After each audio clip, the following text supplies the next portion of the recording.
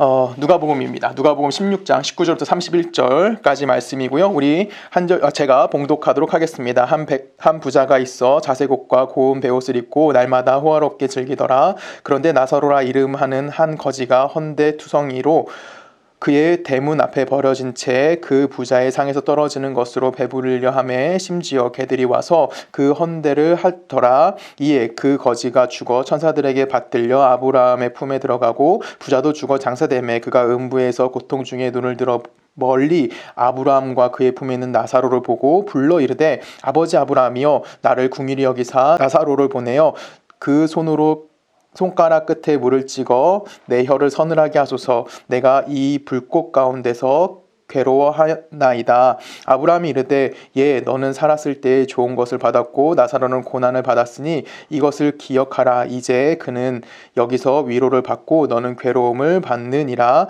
그뿐 아니라 너희와 우리 사이에 큰 구렁텅이가 놓여 있어 여기서 너희에게로 건너가고자 하되 갈 수가 없고 거기서 우리에게로 건너올 수도 없게 하였느니라. 이르되 그러면 아버지여 구하오니 나사로를 내 아버지의 집에 보내소서. 내 5 형제가 있으니 그들에게 증언하게 하여 그들로 이 고통받는 곳에 오지 않게 하소서. 아브라함이 이르되 그들에게 모세와 선지자들이 있으니 그들에게 들을지니라. 이르되 그렇지 아니하니이다. 아버지 아브라함이여 만일 죽은 자에게서 그들에게 가는 자가 있으면 회개하리이다. 이르되 모세와 선지자들에게 듣지 아니하면 비록 죽은 자 가운데서 살아나는 자가 있을지라도 권함을 받지 아니하리라 하였다 하시니라. 아멘. 우리 함께 기도하십니다. 사랑에 많으신 아버지 하나님, 주님 감사합니다. 하나님의 은혜로 우리가 함께 예배합니다. 하나님이 드려지는 예배가 오직 복된 예배가 되게 하시고 또한 우리가 말씀 들음에 있어 더욱더 하나님의 말씀에 집중하게 하시고 하나님의 마음을 알게 하시고 은혜를 나누며 또한 그 은혜를 이 세상 가운데 증거할 수 있는 우리 서초동네교회 모든 성도님들이 될 수 있게 하실 걸 믿사오며 살아 역사하시는 예수님의 이름으로 감사하며 기도했습니다. 아멘. 오늘 우리가 읽은 본문은 이제 누가복음 15장부터 16장까지 나오는 총 5가지의 비유 중에 마지막 비유인 5번째 비유인 거지 나사로의 비유입니다. 이건 우리가 잘 아는 내용입니다. 어릴 때부터 많이 들었던 비유이기 때문에 잘 살던 부자와 또한 어렵게 살고 있던 거지가 죽습니다. 같은 날 죽게 되고요. 그 죽음 이후의 삶이 그들의 인생이 역전되어져서 거지는 천국에 들어가겠다라는 얘기가 나오고 부자는 지옥에 갔다라는 비유의 말씀이 오늘 우리가 함께 읽은 성경 본문입니다. 이 비유가 좀 어려운 이유가 하나 있습니다. 그 이유가 무엇이냐면 거지가 왜 천국에 갔는지 기록되어져 있지 않습니다. 그리고 부자가 왜 지옥에 갔는지를 정확한 이유에 대해 설명해주고 있지 않기 때문에 우리는 이 본문을 보면서 간혹 오해하는 경향이 있습니다. 하나님 믿는 사람은 부자로 살면 안 되겠구나. 성경에 보면은 부자가 천국에 들어가는 것이 낙타가 바늘께 들어가는 것보다 더 어렵다라는 말이 있으니까 예수 믿는 사람은 부자로 살면 안 되겠다. 나는 그러면 가난하게 살아야지라는 이런 이상한 결론에 도달하기도 합니다. 하지만 본문에서는 절대 그런 이야기를 하는 것이 아니에요. 부자와 가난한 자를 나누어서 이야기하는 것이 아닙니다. 부자가 죄인이고 가난한 자는 의인이다 라고 이야기하는 것도 절대 아닙니다. 그래서 우리가 이 본문을 보면서 이분법적으로 선과 악의 기준으로 이야기하면 안 되고요. 그래서 우리는 이 본문이 갖고 있는 의미를 좀 천천히 살펴보면서 정말 이 마지막 이 누가복음 15장부터 16장까지 이어지는 모든 내용의 최종 종착점이라고 하는 이 거지 나사로 비유를 통해서 하나님이 우리에게 오늘 하고자 하시는 말씀이 무엇인지 대하여 함께 고민할 수 있는 시간이 좀 되었으면 하는 마음이 있습니다. 먼저 거지 나사로의 비유의 문맥을 먼저 좀 살펴보기를 원합니다. 이 앞에 비유 큰 비유 2가지가 나옵니다. 하나는 뭐죠? 15장에 나오는 탕자 비유고요. 그 다음에 16장부터 나오는 불의한 청지기 비유가 2가지가 나옵니다. 그리고 이 2가지 이야기 다음에 바로 어떤 비유가 나오냐면은 오늘 우리가 함께 본 나사로 비유가 나오는데 이 나사로 비유에서 가장 중심적인 이야기의 핵심은 뭘까요, 여러분? 오늘 본문 읽어보시면 알 겁니다. 나사로가 대사가 있습니까, 없습니까? 없습니다. 그럼 이 비유에서 주인공은 누구예요? 그쵸, 부자이라는 거예요. 그러면 이 부자가 왜 지옥에 갈 수밖에 없었는지, 그리고 그 지옥에 간 부자가 왜 이렇게 충격적으로 이 사람이 죽자마자 지옥을 갈 수밖에 없는지, 에 관련된 이야기를 다루고 있다라는 겁니다. 그러면 이 지옥에 간 것과 비슷하게 이 앞에 두 비유에서도 동일한 인물들이 있다라는 거죠. 첫 번째로 등장한 사람이 누구죠? 먼저 그 탕자 비유에서 등장한 사람이 누굽니까? 바로 탕자입니다. 탕자가 어떤 삶을 살았죠? 아버지에게 자기의 몫을 달라고 하고 아버지를 떠나서 세상 속에 들어가서 뭐 했던 사람입니까? 허랑방탕하게 자식 삶을 산 이야기가 바로 탕자 비유입니다. 그리고 불의한 청지기의 비유는 어떤 거죠? 주인의 재물을 뭐 했던 겁니까? 허비했다라는 내용의 비유를 담고 있는 것이 우리가 지난주 한 2주 정도 살펴보았던 불의한 청지기 비유입니다. 그래서 오늘 이 부자 이야기도 이와 동일선상에서 함께 살펴볼 것이 있다라는 거예요. 왜 그러냐면 탕자도 재물을 뭐 했습니까? 가지고 있었고요. 불의한 청지기도 뭐 했습니까? 재물을 가지고 있었습니다. 근데 그들이 그 재물을 어떻게 한 거예요? 잘 사용하지 못했다라는 부분에 대한 지적이 나온다는 겁니다. 그래서 오늘 부자의 모습도 이들과 동일한 선상에서 그가 가지고 있는 재물을 제대로 사용하지 못하는 것, 그 재물에 대해 책임을 지지 못하고 있는 모습에 대해서 성경이 오늘 우리에게 이야기해주고 있다는 사실을 우리가 먼저 좀 살펴볼 필요성이 있는 겁니다. 누가복음 15장 13절에 보면 이렇게 얘기합니다. 그 후 며칠이 안 되어 둘째 아들이 재물을 다 모아가지고 먼 나라로 가 거기서 허랑방탕하여 그 재산을 낭비하더니 16장 1절에 보면 또 이렇게 얘기하죠. 또한 제자들에게 이르되 어떤 부자에게 청지기가 있는데 그가 주인의 소유를 낭비한다는 말이 그 주인에게 들린지라 라는 표현이 나옵니다. 지금 여기서 핵심적으로 동일하게 등장하는 단어가 뭐예요? 낭비한다라는 이야기가 등장하는 겁니다. 즉 오늘 부자도 무언가를 뭐하고 있다는 자예요. 낭비하고 있는 사람이다 라고 성경은 우리에게 이야기해주고 있는 거예요. 무언가 부족해서 잘못된 것이 아니라 그가 가진 것을 뭐 했다는 겁니까? 낭비한다는 차원에서 오늘 부자의 비유가 등장하고 있다는 겁니다. 그래서 우리 거짓 나사로 비유라고 이야기하기보다는 오히려 누구에게 초점을 맞춰야 되는 거예요? 부자에게 초점을 맞춰서 이야기해야 되는 겁니다. 그래서 부자가 무엇을 잘못했고 그가 무엇을 낭비했는지를 우리가 좀 살펴봄을 통해서 이 정말 16장부터 이어지는 불의한 청지기부터 이어지는 그 모든 내용들이 과연 그 종착점 내용이 어떤 내용인지를 담고 있는지 함께 알아보셨으면 좋겠습니다. 먼저 16장에 처음에 등장하는 비유가 불의한 청지기입니다. 이 비유는 우리가 오랫동안 살펴봤기 때문에 뭐 자세하게 얘기하지는 않겠지만 이 불의한 청지기가 고발을 당해요. 고발당한 이유는 주인의 재산을 뭐하고 있었습니까? 낭비하고 있다라고 고발을 당합니다. 그래서 주인이 화가 나서 이 청지기를 어떻게 하려고 하면 해고하려고 합니다. 이때 청지기의 반응은 뭐예요? 내가 주인에게 잘 보여야지 라고 하면서 자기가 고발당한 것에 대해서 그 문제를 해결하려고 했던 것이 아니라 오히려 더 무슨 짓을 했어요? 불의한 짓을 할 수밖에 없는 상황, 불의한 짓을 하면서 오직 의지했던 게 뭐예요? 주인의 은혜와 긍휼, 자비에만 자신의 모든 걸 내어 던졌다라는 겁니다. 그리고 그것을 성경은 뭐라고 얘기합니까? 그 주인의 청지기 행동을 보면서 뭐라고 하죠? 지혜롭다라고 하면서 그를 칭찬했다. 이걸 뭐 성경으로 보면 그 헬라어 원문을 보면 뭐라고 했어요? 찬양했다라는 표현이 나와서 그 안에 담겨 있는 예수 그리스도의 의미가 나옵니다. 그래서 우리가 함께 그 결론을 함께 읽어보기 원하는데요. 누가복음 16장 8절입니다. 주인이 이 옳지 않은 청지기가 이를 지혜 있게 함으로 칭찬하였으니 이 시대의 아들들이 자기 시대에 있어서는 빛의 아들보다 더 지혜로움이니라. 내가 너희에게 말하노니 불의한 재물로 친구를 사귀라. 그리하면 그 재물이 없어질 때에 그들이 너희를 영주할 처소로 영접하리라 라고 이야기합니다. 우리가 살펴보았듯이 이 불의한 청지기가 고발을 당하자마자 그는 율법의 요구를 해결하기 위해서 노력한 것이 아니라 오히려 뭐 했어요? 유일하게 자신의 주인에게 주인의 은혜와 자비에 자신이 내어 던져버립니다. 그리고 자신이 어떤 거예요? 자기가 의로운 걸 할 수 없는 자인 걸 인정함을 통해서 내가 뭐 하는 겁니까? 주인을 의지함을 통해서 자신의 미래를 주인에게 완전히 걸었다는 거죠. 이 미래를 준비하는 모습이 뭐라고 하는 거냐면 주인이 이 미래를 준비하고 있는 모습을 보면서 그 지혜가 너무나 좋다라고 그 지혜를 칭찬하고 있다는 겁니다. 근데 그 뒤에 바로 무슨 말이 나와요? 9절에 보면은 불의한 재물을 친구를 사귀라. 그리하면 이 재물이 없어질 때 너희가 그들을 영주할 처소로 영접했다라고 이야기하면서 8절에 보면은 이 시대의 아들들이 자기 시대에 있어서는 빛의 아들보다 뭐가 돼요? 지혜롭다라고 이야기합니다. 빛의 아들들은 누구라고 말씀드렸습니까? 바리새인과 유대인들이죠. 바리새인과 서기관으로 대표되는 유대인들인데 그들이 뭘 하지 않는 거예요. 그들이 미래를 준비하고 있지 않음에 대해서 이야기하고 있다라는 겁니다. 그리고 그들이 그렇게 하지 않는 것이 어떤 행동이라는 겁니까? 낭비하고 있는 것에 대한 경고를 하고 있던 비유가 바로 지난번에 우리가 살펴봤던 비유이다라는 겁니다. 우리가 예수를 믿고 살아감에 있어서 이런 경험들을 다 많이 합니다. 우리가 보통 예수를 믿고 하나님 나라가 이 땅에 도래할 것을 다들 알고 있는 자들이에요. 그럼에도 불구하고 우리가 이것을 잘 할 수 있습니까? 못합니까? 못하죠. 왜 못합니까? 우리는 분명히 그것에 대해서 무엇인지는 알고 있어요. 근데 몰라서 못하는 것이 아니라 그것이 정확하게 무엇에 대해서 이야기하고 있는지 우리가 좀 헷갈려 하고 있고 내가 어떻게 해야 되는지에 대한 고민을 좀 하게 된다는 거예요. 그래서 뭔지 모르게 내 신앙이 막혀 있는 것 같기도 하고 아니면 그 엉켜 있는 것 같은 그 신앙생활이 과연 왜 이런 것들이 나타날 수밖에 없는지 우리가 이걸 왜 준비하지 못하는지에 대해서 함께 좀 성경을 통해서 살펴보기 원합니다. 우리 에베소 5장으로 가봅니다. 에베소 5장 18절에 보면 술 취하지 말라 이는 방탕한 것이니 오직 성령으로 충만함을 받으라 라고 이야기합니다. 술 취하지 말라라는 말이 나와요. 우리는 보통 술 취하지 말라는 걸 어떻게 접근하려고 하면 윤리적으로 접근한다던가 아니면 종교적으로 접근하려고 합니다. 그래서 이분법적으로 생각해서 어떻게 생각하냐면 술 취하는 거 나쁜 것, 그럼 술 취하지 않고 술을 마시지 않는 것은 잘한 것, 이렇게 이분법적으로 생각하는 경향이 너무나 많다라는 거죠. 방탕한 것과 거룩한 것으로 나누어서 왠지 모르게 내가 거룩해지려면 뭐 하지 말아야 되는 거예요? 술 먹으면 안 되는구나 라는 것이 굉장히 우리 저명 가운데 깔려 있다라는 거예요. 근데 중요한 건 뭐냐면 여기서 말하는 방탕함이나 아니면 거룩한 것이 공통된 주제를 가지고 있다라는 겁니다. 이 술 취하는 것과 그다음에 성령 충만하라는 것이 공통된 주제를 가지고 우리들이 이야기해주고 있다라는 겁니다. 그럼 술 취하지 말라는 것은 방탕하다라고 표현을 쓰긴 하지만 이 방탕하다는 표현은 단순히 도덕적인 방탕에 대해서 이야기하는 것이 아니라 어떤 것에서 얘기하냐면 무언가를 낭비하고 있다 라고 의미로 사용되고 있습니다. 그러면 우리가 생각해보면 술 취하는 것이 무언가를 낭비하고 있다라고 이야기하는 거냐면 이야기한다면 성령 충만하다라는 것은 무언가를 낭비하는 것을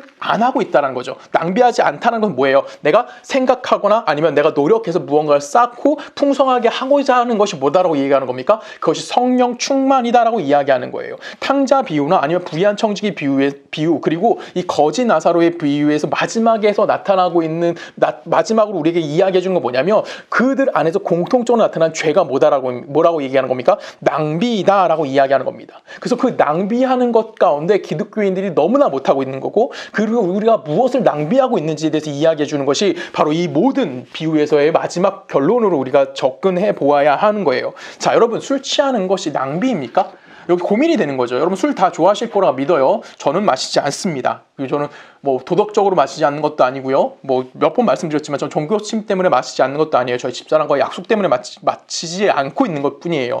자, 그러면 질문을 던져보겠습니다. 여러분 술 다 드시죠? 술 먹으면 좋으시죠? 그렇죠? 근데 왜 성경에서는 술 마시는 걸 가지고 방탕하다라고 했을까요? 그것이 왜 잘못되었다라고 이야기했을까요? 이것은 단순하게 내가 술 마시는 그런 그런 유희를 즐기는 것을 가지고 비판하는 것이 아닙니다. 여기서 말하는 술 취하지 말라는 것은 내가 술에 취해서 의식을 잃어버리게 되는 상황에 대해서 이야기하는 거예요. 의식을 잃어버리게 되면 뭐 하는 겁니까? 내가 술에 취해 있으면 그 의식이 잃어져 있는 동안에 내가 뭐 하지 않는 거예요? 생각하지 않는다라는 거예요. 그리고 그 시간 동안 우리 뭐 하는 겁니까? 시간이 없어지는 거죠. 그냥 물리적 시간만 없어진다에 대해서 하나님이 화를 내시거나 비판하시는 것이 아니라 내가 뭐 하는 거예요? 내가 의식하고 깨어 있어서 무언가 책임져야 하는 그 시간이 있는데 내가 정말 이렇게 뭔지 모르게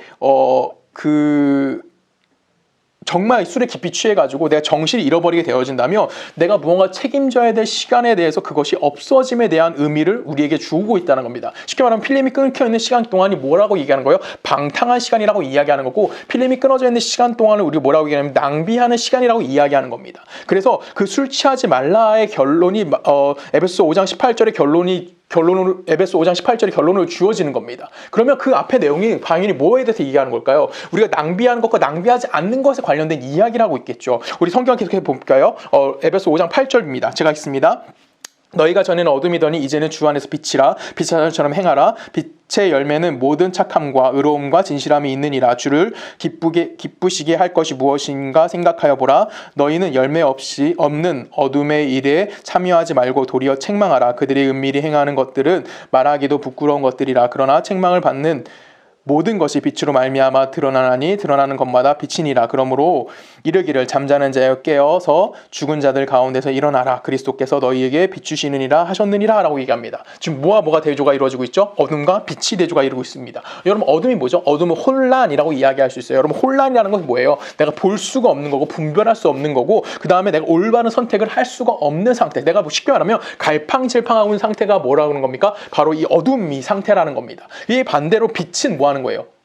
뭐 어둠과 완전 반대겠죠. 내가 볼 수 있는 거고요. 분별할 수 있는 거고 옳은 것을 선택할 수 있는 것입니다. 이것이 뭡니까? 예수를 믿는 자들의 삶이라고 얘기하는 거예요. 우리가 예수를 영접했다라는 것은 우리가 뭐가 된 거냐면 하나님의 자녀가 됐다고 얘기하는 거고 하나님의 자녀가 되었다는 것은 어디 안에 있는 겁니까? 빛 안에 우리가 살고 있다라고 이야기하는 겁니다. 그래서 우리는 뭘 할 수 있는 겁니까? 우리가 분별할 수 있는 거고요. 우리는 생각할 수 있는 거고요. 우리는 옳은 것을 선택할 수 있다라고 이야기하는 거예요. 어디서? 어둠 가운데서 그 일을 우리가 할 수 있다라고 이야기하는 겁니다. 그래서 어둠 가운데 있는 자들처럼 행동하지 말고 너희는 어디처럼 빛의 자녀들처럼 행동하라라고 이야기하는 것이 바로 14절에 보면 뭐라고 되어 있습니까? 잠자는 자를 깨어서 뭐하라? 일어나라라고 얘기하는 거예요. 잠잔다라는 게 뭐예요? 여러분 잠자고 있는 동안 무언가 생각하실 수 있습니까? 꿈꾸는 거 말고 내가 정말 잠자고 있는 동안 무언가 내가 책임질 수 있는 게 있을 수 있냐고요. 그럴 수 없다라는 겁니다. 그래서 우리가 대표적으로 그냥 이게 딥슬립 한다는 이 얘기가 아니라 내가 뭐 하는 거예요? 내 삶 안에서 책임질 수 있는 것을 끊임없이 이야기를 해주고 있다는 겁니다. 그래서 그 뒤에 우리가 어떤 책임을 지어야 되는지 설명이 계속해서 이어져요. 15절 말씀 읽습니다. 그런즉 너희가 어떻게 행할지는 자세히 주의하여 지혜 없는 자 같이 하지 말고 오직 지혜 있는 자 같이 하여 세월을 아끼라. 때가 악하니라. 그러므로 어리석은 자가 되지 말고 오직 주의 뜻이 무엇인가 이해하라. 술 취하지 말라. 이는 방탕한 것이니 오직 성령으로 충만함을 받으라 라고 얘기합니다. 지금 여기서 말하는 것들이 몇 가지가 나와요? 첫 번째 볼까요? 어떻게 행할 주의하게 지혜 없는 자처럼 행동하지 말래요. 지혜 가지라는 거죠. 세월을 아끼래요. 어리석은 자가 되지 말고 주의 뜻을 이해하래요. 그다음 술 취하지 말고 방탕하지 말고 성령 충만함을 받으랍니다. 이 모든 것들이 뭐하라는 거예요? 우리가 지켜야 되고 우리가 책임져야 되는 삶의 모습임에 대해서 이야기해주고 있다는 겁니다. 단순하게 옳고 그름의 문제에 대해서 이야기하는 것이 아니라 우리에게 주어진 뭐라는 겁니까? 책임감인 거고요. 우리가 행해야 되는 권리임에 대해서 성경은 우리들에게 이야기해주고 있는 거예요. 그에 반대로 뭐합니까? 이 시대의 아들들, 그 불의한 청지기 비유에서 나왔던 이 시대의 아들들이라고 하는 창기와 아니면 뭐 세리와 이런 죄인들도 뭘 할 수 있어요? 그들의 내일이 오고 있다는 것을 알기 때문에 뭐합니까? 그들은 내일을 준비하는 자들이에요. 그래서 내일을 준비해야지만 된다고 알아요. 왜? 오늘이 영원하지 않다는 것을 그들도 알고 있어서 그들도 불확실한 미래를 준비하고 있다라고요. 근데 질문 하나 해볼까요? 이 세상에 있는 사람들과 우리 예수를 믿고 있는 우리들 중에서 누가 미래에 대해서 더 확신을 갖고 있죠? 바로 우리들입니다. 왜요? 우리는 누구를 알고 있어요? 하나님의 나라가 이 땅에 도래할 것을 알고 있고 또한 예수 그리스도가 뭐 한다는 거예요? 이 땅에 오실 것을 알고 있다라는 거예요. 그들이 세상에 준비하는 것은 뭡니까? 그들은 세상에 준비하는 것은 역사의 어느 한 점에 지나지 않지만 우리는 무엇을 준비하는 거예요? 하나님이 목적하신 것과 하나님의 내용을 알고 있을 뿐만 아니라 예수 그리스도를 통해서 이 땅 가운데 이루어질 하나님 나라가 도래할 것을 믿고 있는 자들이 누구라는 겁니까? 바로 우리들이라는 겁니다. 그래서 성경은 우리들에게 뭐라고 얘기하는 겁니까? 술 취하지 말라라고 이야기하는 거예요. 왜? 우리가 술 취하면 요걸 잃어버린다라는 거예요.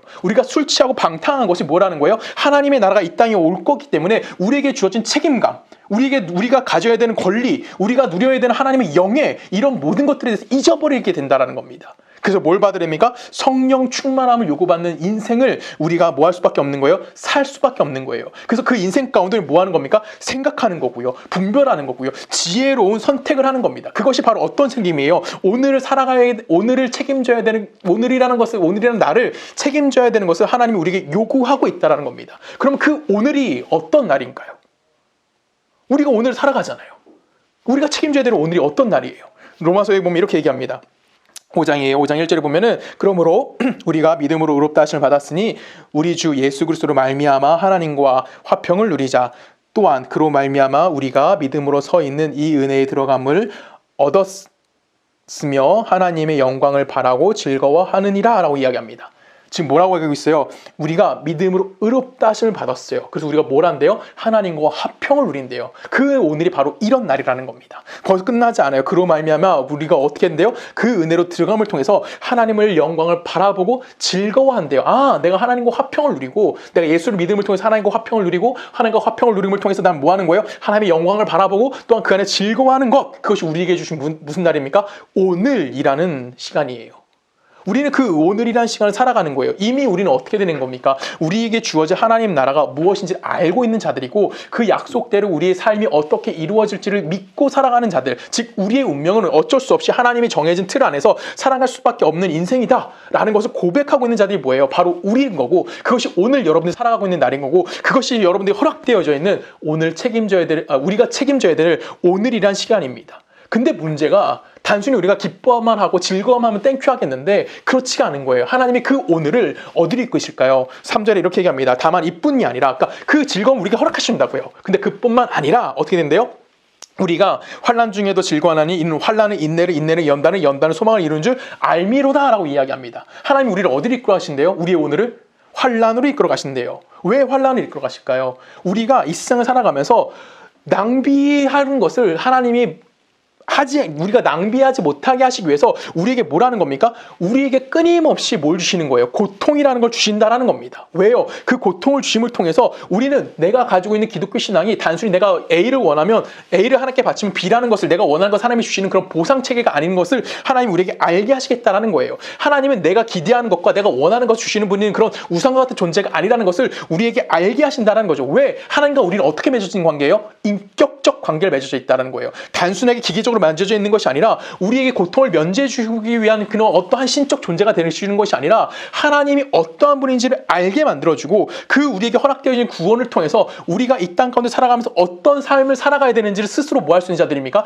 선택할 수 있도록 우리에게 지혜를 허락하신 분이 누구라는 거예요. 그것이 바로 하나님이다라는 겁니다. 그래서 하나님이 우리에게 뭘 요구하시는 겁니까? 책임을 요구하시는 거예요. 그 책임을 요구하신다는 것은 결론적으로 하나님이 우리를 기계로 보지 않는다라는 거예요. 단순히 당신이 창조하신 어떠한 피조물 중에서 그냥 내가 내 뜻과 내 뜻대로 조정하고 그냥 조장한다던가 아니면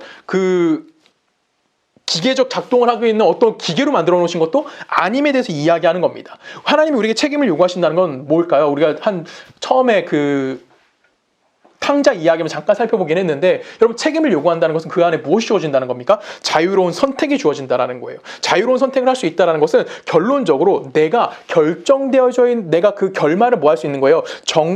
선택할 수 있는 권한이 내 안에 주어지게 된다는 겁니다. 그렇기 때문에 내게 책임을 요구하신다는 것은 우리 그리스도인에게 뭐가 되는 겁니까? 명예로운 일이 되는 거예요. 단순하게 이거 해라고 하나님 명령하셔야 거기 순종하는 것이 아니라 내가 선택했고 내가 이해했고 그렇기 때문에 내가 하나님 말씀을 순종할 수 있어 라고 이야기하는 거, 그것이 바로 하나님이 우리에게 책임을 요구하시는 겁니다. 단순하게 우리의 고통을 감수해 주심을 통해서 나는 너의 하나님이야 라고 이야기하는 것이 아니라 우리가 책임져야 될 자유롭게 선택할 수 있는 그 어떤 걸 허락해 주신다는 거예요.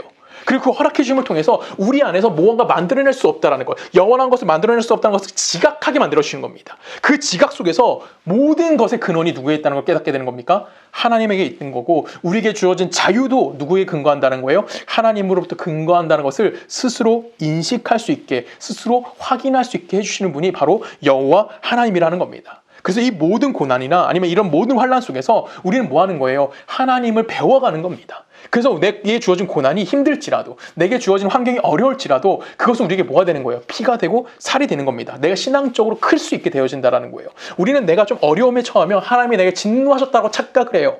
아니면 내가 하나님께 뭔가 죄를 졌다고 착각을 합니다. 근데 하나님은 우리에게 그렇게 이야기하는 것이 아니라 하나님이 우리를 그리로 데려가신다고요. 왜? 스스로 하나님이 누구인지 인정할 수 있게 만들어주기 위해서, 하나님이 어떤 분인지 깨닫게 만들기 위해서 우리를 그리로 인도해 가지고 계신다는 겁니다. 이것이 조금 어려워요.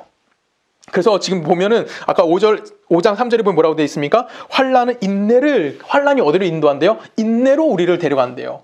여러분, 환난이 인내로 데려간다, 이게 무슨 말일까요? 이게 좀 어려워요. 자, 생각해 볼까요? 우리가 예수님을 믿고 만약에 이제 고통이 생겼다고 생각합시다. 그리고 예수님 고통 속에서 우리는 어떤 답을 구하기죠?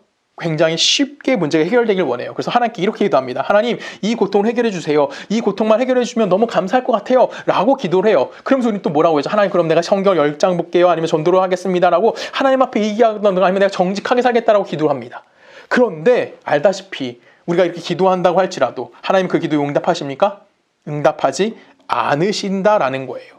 왜요? 기독교가 우리에게 요구하는 것은 인과관계의 법칙에 의해서 우리에게 뭔가 답을 제시해 주는 것이 아니기 때문에 그래요. 단순히 내가 소원했고 내가 뭔가 노력했기 때문에 그에 대한 결과를 내게 주시는 것이 하나님이 아니기 때문에 우리에게 그렇게 답 주지 않으세요. 그러면 우리가 또 다른 방법을 쓰죠. 어떤 방법입니까? 하나님 먼저 주시면 내가 나중에 열심히 갚겠습니다. 하나님 이 문제 해결해 주시면 내 모든 삶을 당신에게 바치겠습니다 라고 기도도 합니다. 근데 또 문제가 생기죠. 역시나 하나님은 그 기도에 응답하십니까? 응답하지 않으십니다. 이때부터 우리가 고민하기 시작하는 거예요. 내가 아무리 기도해도 내가 원하는 소원을 들어주시지 않는구나. 그러면 나는 하나님을 믿어야 돼? 아니면 하나님을 믿지 말고 떠나야 해. 내가 신앙을 유지해야 되나? 신앙을 유지하지 않고 이제 도망쳐야 하나? 라는 이런 선택의 기록 가운데 놓이게 됩니다. 성경은 이 선택을 뭐라고 얘기하는 거냐면 바로 인내라고 이야기하는 거예요. 왜? 선택하는 과정 속에서 우리는 생각하는 시간이 있고 답이 없지만 그 붙들려 있는 시간이 있다는 겁니다. 그리고 그 안에서 우리는 뭐 하는 겁니까? 시간을 보내고 있는 거예요. 그래서 그걸 뭐 하는 겁니까? 인내한다라는 겁니다. 쉽게 말하면 인내라는 것은 내가 실력이 있어서 견뎌내는 것이 아니에요. 뭐 하는 겁니까? 답이 없기 때문에 내가 그 시간에 있을 수밖에 없는 겁니다. 우리가 이 인내에 붙잡혀 있는 가장 큰 이유는 내게 닥쳐있는 고난이 정확하게 무엇인지도 이해하지도 못하고 있고요. 또한 그 고난을 주신 하나님이 누군지도 모르겠고요. 내가 그 원하는 소원대로 움직여주신 하나님에 대해서 이해할 수도 없고요. 내가 요구하는 것을 응답하시는 그 응답하지 않는 그 하나님에 대한 신앙에 대해서 고민할 수밖에 없기 때문에 우린 여기서 뭐 하는 겁니까? 붙들려 있는 거예요. 솔직히 말해볼까요? 우리 이미 하나님을 떠나겠다고 말을 너무나 많이 했을 겁니다. 근데 우리가 떠난 것이 아니에요. 우리는 열심히 도망쳤지만요. 뭐 했습니까? 하나님이 우리를 안 놓아주셔서 붙잡혀져 있는 것, 이것이 뭐라고 얘기하는 겁니까? 바로 인내다라고 이야기하는 겁니다. 이해가시죠? 우리가 인내한다는 것은 내가 적극적으로 뭐 실력이 있어서 인내하는 것이 아니라 내가 정말 아무것도 할 수 없어서 그냥 멍하니 있는 거, 그냥 생각하는 거. 하나님 이게 맞습니까? 내가 당신을 믿어야 됩니까? 믿지 않아야 됩니까? 떠나야 됩니까? 떠나고 싶은데 어떡하죠? 근데 못 떠나고 있죠. 왜? 떠나면 왠지 마음이 찔리거든요. 하나님 여러분 붙드시는 거거든요. 못 떠나면 문제되지 않고 떠나면 떠나는 거예요. 떠나는 사람도 있어요. 그래서 떠나지 못하잖아요. 왜요? 하나님 우리를 붙들고 계시는 거예요. 내 마음에 불안한 마음을 주셔서. 그래서 여러분 하시는 일 뭐 있어요? 내가 교회는 못 가도 일주일에, 내가 뭐 봉사는 못해도 일주일에 한번 뭐 하겠다? 교회는 가겠다. 요즘은 뭐라도 하겠다? 온라인 예배라도 드리겠다. 온라인 예배 여러분 드리시면서 솔직히 1시간 동안 예배 드리면서 한 번도 자리에 앉고 예배 드리신 적 몇 번이나 있으십니까? 솔직히. 그쵸? 쉽게 말하면 우리 뭐 하는 거예요? 그냥 예배 시간에 와서 졸기도 하고요. 얼굴 도장 찍고 가시지. 이런 심정으로 우리는 뭐 하는 겁니까? 와 있는 것을 하나님은 우리에게 뭐 하고 있다고 얘기해요? 환난이 너를 인내로 인도하고 있다라고 이야기하는 겁니다. 우리는 인내 속에서 뭐를 깨닫게 되는 거냐면 성경이 우리들에게 요구하는 것, 하나님이 우리에게 요구하는 것에 대해서 물어보는 거예요. 그럼 난 어떻게 하라고요? 하나님, 나를 붙으셨으면 내가 소원하는 것에 답도 주시지 않으시면서 나는 어떻게 살아가야 됩니까? 내가 이 문제들 가운데 어떤 삶을 살아야 됩니까? 라고 끊임없이 질문을 하는 거. 이것을 성경에서 뭐라고 하냐면 연단이라고 이야기하는 겁니다. 우리가 살아가면서 계속되는 매일같이 이것이 반복이 될 겁니다. 우리는 이 생활에서 벗어날 수가 없어요. 왜 그럴까요? 우리가 요구하는 것과 하나님이 요구하는 것의 차이가 분명히 존재합니다. 내가 바라보는 것과 하나님이 바라보는 것의 차이가 있고요. 내가 일하는 시간과 하나님이 일하는 시간의 차이가 너무나 분명하게 존재합니다. 나는 급해 죽겠는데 하나님은 하나도 안 급하시거든요. 이런 다름 때문에 우리는 뭐 하는 겁니까? 늘 속상하고요. 늘 고통하고요. 늘 갈등하고요. 늘 화가 납니다. 늘 분노합니다. 그리고 늘 뭐 하죠? 절망도 합니다. 근데 바로 여기서 하나님 우리를 붙드시는 거예요. 그 성경을 뭐라고 얘기한다고요? 인내다라고 이야기하고요. 그것을 또 성경을 뭐라고 얘기합니까? 연단이라고 이야기하는 겁니다. 우리의 인생의 고단함 속에서 내가 무언가 부족하기 때문에, 내가 뭔가 가진 것이 없기 때문에 여러분들의 고난이 찾아온다라고 생각할 수도 있습니다. 너무나 쉽게 우리는 그렇게 고난을 그냥 생각할 경향도 있기도 해요. 대표적으로 저를 생각하면 그래요. 제게 부족한 것이 있어요. 뭐냐면 바로 저는 건강입니다. 뭐 다른 부족한 것도 많지만 제일 부족한 건 건강이에요. 뭐 겉모습은 세상 건강하게 생겼어요. 그렇죠? 근데 좀 몸이 안 좋은 거 여러분 다 아실 거예요. 근데 제 건강이 채워졌다고 칩시다. 이제 정말 안 아파요. 완전히 겉모습처럼 정말 건장한 사람이 됐다고 칩시다. 그럼 저는 행복할까요? 이렇게 질문을 던지면 여러분 아닌 건 여러분 다 아실 겁니다. 우리가 내가 무언가 부족하기 때문에 내가 불행하다라고 이야기하는 것, 그렇다고 그것이 채워졌다고 우리 인생이 행복하다라고 이야기하는 것도 역시 불가능하다는 것은 이미 교회를 다니던, 예수를 믿던, 하나님을 알던, 하나님을 모르던 중요하지 않아요. 모든 사람들이 다 알고 있는 불변의 진리와도 같은 겁니다. 이제 오늘 본문으로 들어와서 이 부분에 대해서 부자가 어떻게 행동했는지 한번 살펴보겠습니다. 여러분, 부자가 뭘 한 거예요? 자기에게 주어진 재물을 가지고 책임져야 하는 인생을 살아야 했던 거예요. 근데 그 부자에게 하나님은 허락해 주신 게 있어요. 자유를 허락해 주셨죠. 그리고 그 자유에 대해서 책임을 져야 되는 거였어요. 근데 그 자유가 뭐였습니까? 19절에 보면 한 부자가 있어 자색옷과 고운 베옷을 입고 날마다 호화롭게 즐기더라. 부자는 뭐 한 거예요? 그냥 자기에게 주어진 것 같고 그냥 흥청망청 사용했다라는 거예요. 근데 그 문 앞에 누가 있었어요? 나사로가 있었죠. 그러면 이 사람은 그 자기에게 주어진 재물 가지고 뭐 하는 거예요? 진정한 친구인 나사로를 친구로 삼았어야 하는 거예요. 근데 이 사람은 뭐 했습니까? 그렇게 하지 않았어요.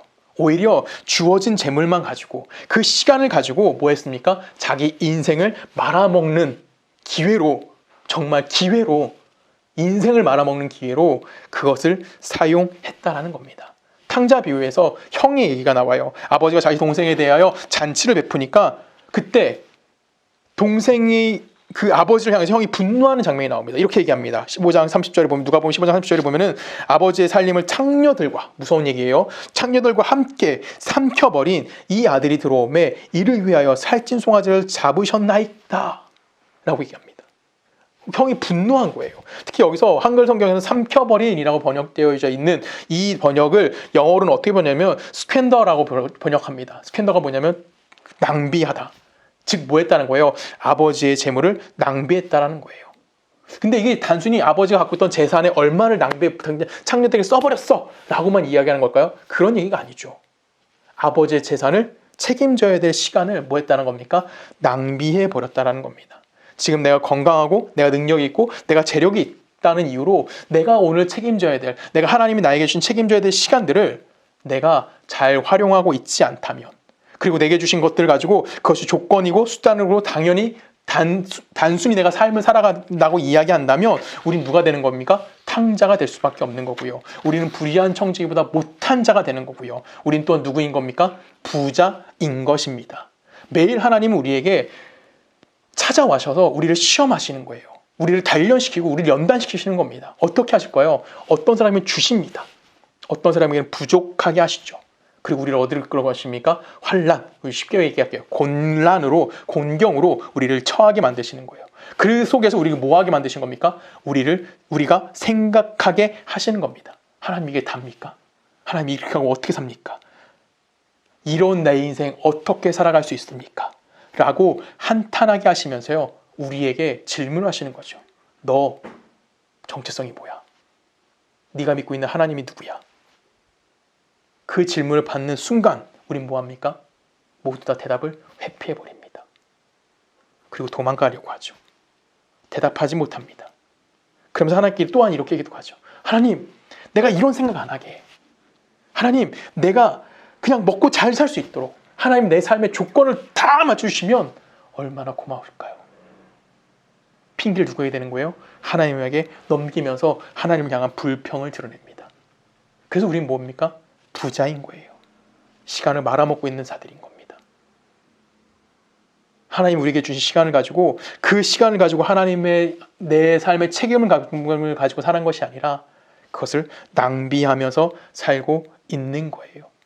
성경 분명히 우리에게 얘기합니다. 하나님 나사로 천국을 부르신 것은 그가 고난을 받았기 때문에 라고 이야기합니다. 그렇다고 고난 받은 것이, 고난 가운데 있는 것이 그에게 자격이라고 얘기하는 것이 아니에요.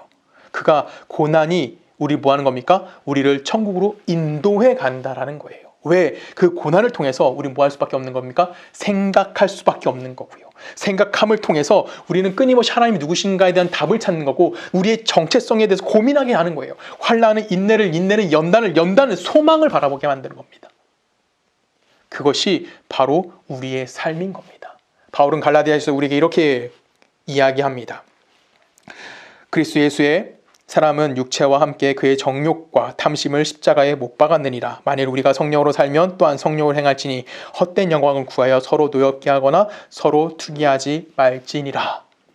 여러분, 우리 그리스도인의 자랑이 어디 있습니까? 내가 탐심을 드러내고 정욕을 가지고 이 세상 가운데 인정받는 겁니까? 아닙니다. 그 모든 것들을 십자가에 못 박고 오늘 내게 주신 하나님과 화평을 누리는 삶에서 내가 그 책임감을 가지고 살아가는 거예요. 그래서 바울이 25절에 뭐라고 얘기합니까? 성령으로 행하라. 아까 읽은 에베소 말씀처럼 에베소 5장 18절 말하면 성령으로 충만함을 받으라. 그 안에서 우리 뭐 하는 겁니까? 우리 인생에 값진 것이 어떤 것인지를 이해할 수 있게 되는 거고요. 우리 안에서 성령이 일하시기 때문에 내 인생이 어떤 삶을 살아갔든, 어떤 삶이든지 간에, 어떤 위치에 있든지 간에 억울한 인생이 없다라는 것을 고백하게 하시는 거예요. 우리가 세상적인 조건이나 아니면 요구와 어떤 것들을 통해서 우리 인생의 답을 찾아낼 수 없다는 것은 이미 우리가 다 고백하고 있는 일인 겁니다. 근데 우리는 아직도 거기에 있죠. 어디 인도받지 못합니까? 성령의 인도함을 받지 못하고 있다는 겁니다. 어디 안에서요? 예수 안에서. 오늘 여러분들에게 질문합니다. 여러분은 여러분 삶에 책임지는 그리스도인이십니까? 오늘 여러분의 오늘이라는 시간에 책임감을 갖고 살아가십니까? 오늘 여러분들의 인생에 성령이 충만해지기 원합니다. 그 성령이 충만해지는 것은 믿습니다라고 기도하는 것이 아니라 생각하는 거예요. 오늘 내 삶을 왜 하나님이 이렇게 인도하셨고, 내가 하나님을 떠날 수 없는 이유가 무엇이고, 하나님의 은혜가 무엇이고, 하나님 나를 얼마나 사랑하시는지 아는 거고, 그 고백 가운데 내게 주어진 은혜가 무엇인지를 고백할 수 있는 거. 내가 어쩔 수 없이 내게 책임져야 될 오늘이라는 시간 가운데, 이 어려움 가운데, 이 고통 가운데 내가 참된 복과 참된 명예와 참된 승리가 무엇이고 그 안에서 내게 주어지는 하나님의 영광이 무엇인지를 고백해내는 것. 그것이 바로 오늘 여러분들의 인생인 겁니다. 오늘 여러분들 가운데 이런 생각하는 시간이 있었으면 좋겠습니다. 그리고 여러분들이 오늘을 책임질 수 있는, 그리고 그 안에서 주시는 그 자유함을 누릴 수 있는 여러분 되기를 주님의 이름으로 간절히 부탁드립니다. 함께 기도하십니다. 사랑하는 하나님 아버지 하나님 감사합니다. 하나님, 우리는 우리의 인생을 낭비하고 있지는 않습니까? 내가 생각하고 고민하고 그 안에서 인내하고 연단받고 하나님의 나라를 소망할 수 있는 자들이 되어지기 원합니다. 하나님, 우린 너무나 연약하기에 매일같이 넘어지고 매일같이 불평불만합니다. 하지만 이 불평불만을 통하여 내가 원하는 것을 찾는 것이 아니라 하나님이 우리에게 요구하시고 하나님의 명예가 무엇인지를 이해해낼 수 있는 우리 모두가 되어질 수 있도록 우리와 함께하여 주시옵소서. 이제는 우리 주 예수 그리스도의 은혜와 성부 하나님의 사랑과 성령님의 내주되심이 하나님의 백성으로서 오늘을 책임지는 자의 삶을 살기를 소원하는 우리 서초동료교회 모든 성도님들의 삶과 그들의 가정과 그들의 직장과 그들이 살고 있는 모든 나라 가운데 지금부터 영원히 함께 하시기를 간절히 축원하옵나이다.